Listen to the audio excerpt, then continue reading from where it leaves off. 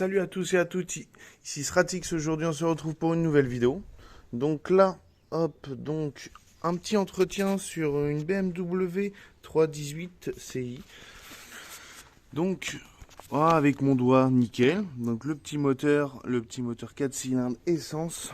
Donc voilà, le petit 2 litres essence. Donc là-dessus on se retrouve pour une vidange. Donc tous les filtres, donc sauf le filtre à air, parce que vu que c'est un K&N. Donc voilà. Donc là, c'est sur ma petite voiture à moi qui me convient très bien. Voilà. Donc le filtre habitacle, il se trouve juste ici. Donc je l'ai déjà fait. Donc voilà, j'ai déjà fait pendant qu'elle était par terre, vu que c'était pas trop. Donc on a juste à, hop, retirer les trois petits ergots là. Tac tac, et il se trouve juste en dessous. Vous levez un petit peu le couvercle, il se trouve. C'est très simple, c'est vraiment très simple. Le filtre à huile, il se trouve juste ici au niveau de la pipe d'admission. Donc voilà, donc le petit filtre. Donc dedans vous avez filtre à huile. Donc le petit joint qui est là, hop, et les deux petits joints en haut. Donc là vous avez le bouchon de remplissage. Donc voilà, que je vais nettoyer parce que c'est vraiment dégueulasse. Voilà, je pose ça juste dessus. Donc voilà, après on va faire le filtre à carburant. Donc le filtre à essence, je veux dire. Donc après, une fois qu'on se retrouve en dessous, vous avez le petit bouchon de vidange. Donc c'est du 17. Voilà.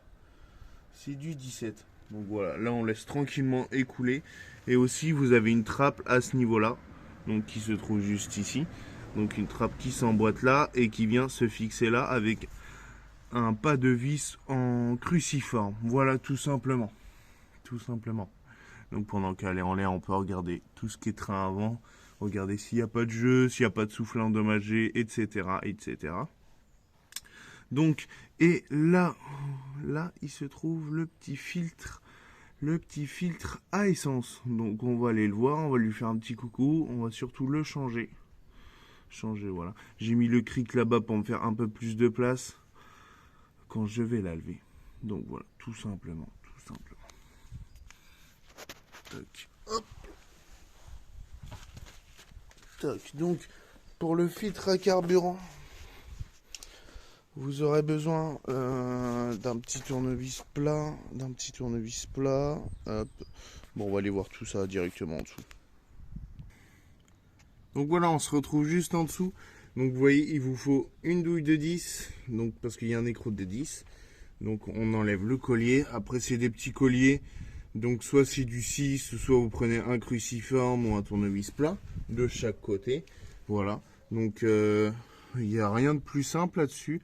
Il y a certaines BMW où il y a des capteurs au cul, etc. Des capteurs de pression. Donc voilà, tout simplement. Donc là, juste faire attention, vous voyez, il y a une petite flèche. Donc ça, c'est l'ancien. Donc il y a toujours sur un filtre carburant une sens de dérivation de fluide. Donc, oh putain, le mec qui sort des mots à Abdoulila, salade. Donc, du coup, sur l'autre, il va avoir toujours la flèche. On la met toujours dans le même sens. Donc voilà, pendant qu'on est là, on peut regarder si par exemple les flecteurs sont pas abîmés. Ce qui est souvent le problème. Enfin, pas souvent, mais c'est souvent les petits trucs. Donc après, on peut toujours faire le tour. Donc là, il y a une petite suppression d'intermédiaire. Chut, on n'a rien vu. On n'a rien vu. Ça, c'est un gros catalyseur. Ça, je le laisse pour le contrôle technique et pour voilà, pour rester un peu dans la suppression d'intermédiaire. Ça enlève un petit peu le bruit, mais sans plus, vu qu'il y a le bruit. Enfin, c'est juste pour un petit confort, on va dire. Bon, bref, on n'est pas venu pour parler de ça, donc on va s'attaquer à le changement du filtre et carburant. Donc là, je vais commencer à desserrer les petits colliers. Toc. Donc le filtre, il a 1 an. Parce que moi, tous les ans, je fais tous les filtres. Tous les ans, sur mes véhicules perso à moi. Tous les ans, tous les filtres. Tous les ans, tous les filtres. Je vous mettrai au pire une photo. Si je l'ai pris en photo, je m'en souviens plus. C'est le filtre à habitacle. Vous verrez, il y a 1 an, l'état qu'il est. Sans déconner. Juste 1 an, pourtant. Bref, c'est pas grave. Dire que nous on voit au garage les mecs ils font, enfin les mecs ils veulent pas faire tout le temps les vidanges. Après c'est compréhensif parce que ça change du prix, mais bon c'est c'est embêtant quand même parce que après ça reste de ta mécanique, voilà quoi. Bon bref, on n'est pas venu pour faire du commerce. Allez, je passe au remplacement du filtre à carburant. Donc je vais vous faire une petite pause où je vais voir comment je vais me démerder. Donc voilà, à tout de suite. Donc là, je vous mets en position. Et donc le collier, hop, je desserre tout ça, qu'il soit bien libre.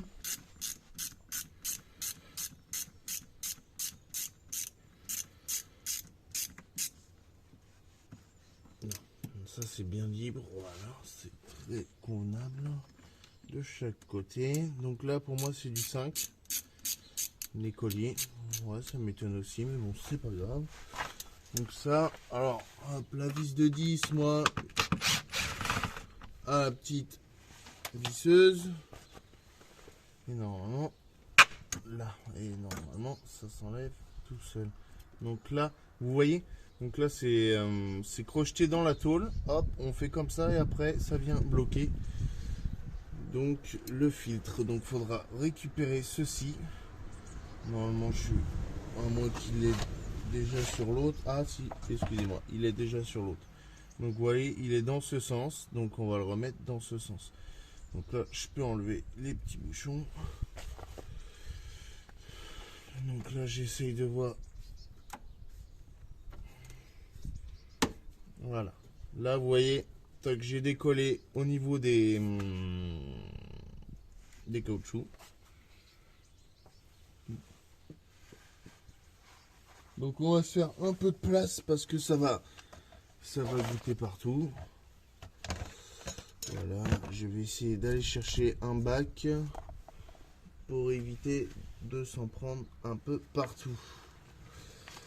Un petit bac.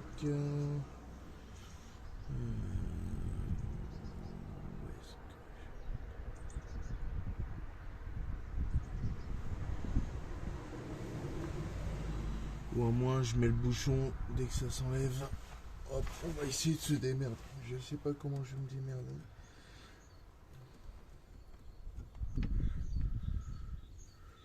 Donc je vais commencer à enlever les petits bouchons. Là, toc.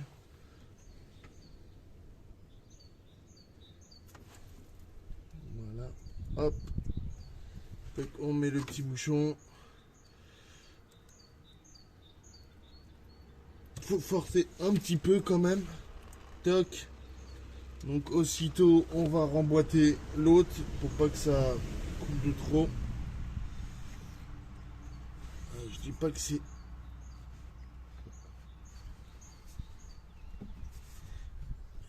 toujours facile. Voilà, hop. Voilà. Là. Voilà. On enfonce bien.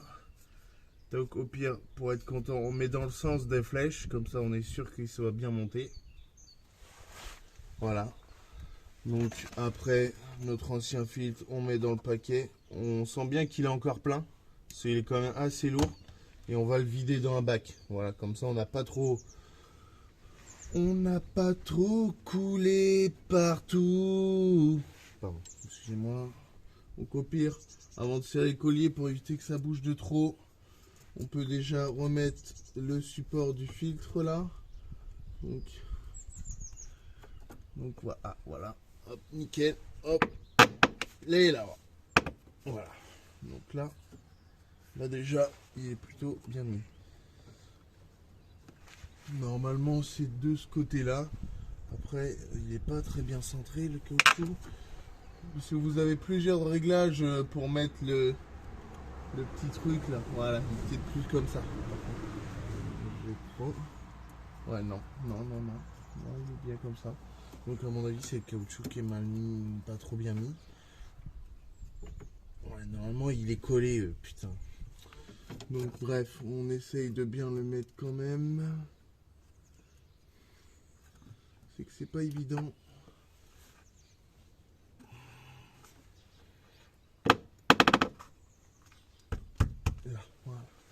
Donc après, une fois que ça s'est mis, on peut déjà le serrer définitivement le support.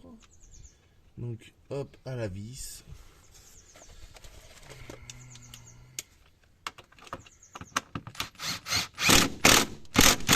Voilà, tout simplement, pas serrer trop fort comme un barbare. Là après, on n'a plus qu'à positionner les petits colliers. Et on vient serrer tout ça. Voilà, non plus pas serré comme un barbare. Parce que vous voyez, j'ai un peu forcé pour les enfiler, donc c'est un peu mis un peu à force. Voilà. Voilà, tout simplement. Voilà, pas serré trop fort. Après, on pourra toujours la redémarrer et contrôler si l'étanchéité est bien correcte. Hein. Mais en théorie, il n'y a pas de souci. Hein.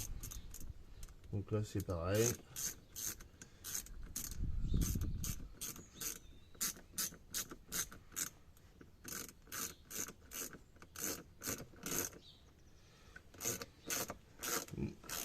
Ça nous est déjà arrivé, on a changé des filtres à carburant, ils étaient dégueulasses. Quand vous le secouez à l'intérieur et quand vous le faites tomber, vous verrez ce qui tombe dedans. C'est affolant. Ouais, j'ai peut-être un poil trop serré. Parce que je veux pas défoncer mes trucs non plus. De toute façon, vous regardez si c'est serré et que si ça bouge pas, si c'est pas facile de bouger.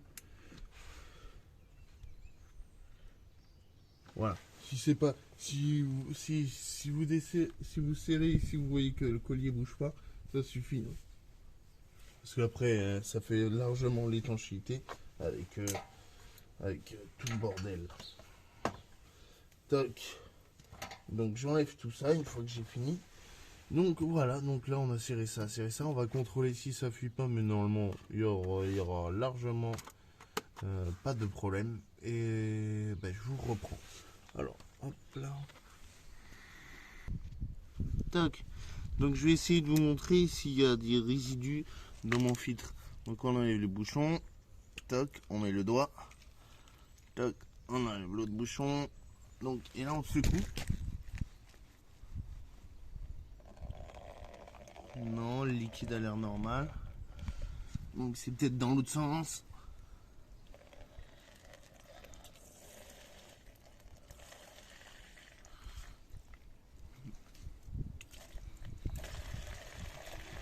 Non, mon filtre est plutôt en bon état.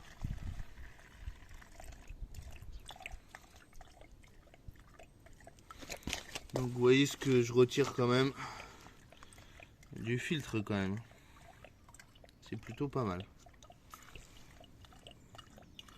Mais j'ai déjà fait un boulot avec des filtres qui ont un moment, vu la gueule, qui a un moment, moi il est encore brillant, vous voyez que c'est plutôt bien.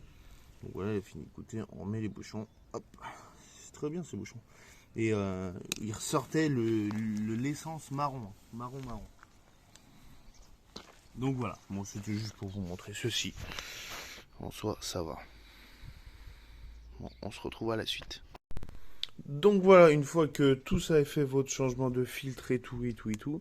Donc là, je vais remettre mon filtre à huile. Donc voilà, tout simplement, on a juste à le positionner comme ça. J'ai bien graissé les joints. Et on a juste à le serrer. Toc, le serrer. Toc. Bouchon de vidange en dessous, ça a été remis. Donc là, je vais remplir d'huile. Donc quantité dedans, il y a quantité d'huile, c'est 4 litres. 4 litres. Et c'est conseillé de la 5W40. Donc moi c'est en Wolf, je peux vous la montrer. Alors attendez. Donc voici, moi c'est de la 5W40, donc c'est en Wolf et on fonctionne qu'avec ça et c'est de la bonne huile quand même.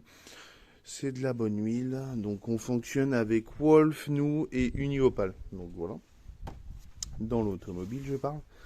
Donc voilà, donc là il y a juste à remettre le niveau d'huile correct, la démarrer. Donc vous allez peut-être attendre un peu avec le contact, le temps que le filtre carburant se remplisse. Il n'y en a pas pour longtemps, vous allez démarrer. Donc comme ça, vous pouvez vous faire les niveaux, pression de pneus. Et voilà, vous avez terminé l'entretien de votre véhicule BMW série 3 E46. Donc voilà, donc on se retrouve pour une prochaine vidéo. Donc pour un autre chantier, on va voir ça, comment ça va se débrouiller. Donc voilà, donc je vous fais des gros bisous, des gros câlins. La jauge à l'huile, elle se trouve juste ici, souvent à l'écoller, voilà. Donc allez, bonne journée, bisous tout le monde, ciao, bye.